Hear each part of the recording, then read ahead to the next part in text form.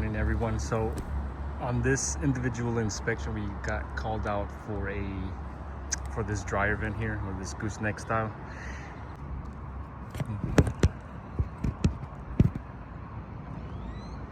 It's definitely clogged, so what we're gonna do is remove one or two shingles, pop the vent out, clean it out.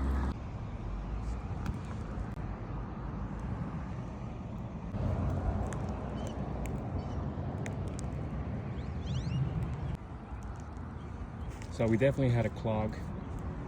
It's not too bad. We're gonna finish cleaning up the inside there. It's not all the way in, too deep, but we're gonna recommend a new gooseneck vent. This one was salvaged from the last replacement, and again, this is a brand new roof.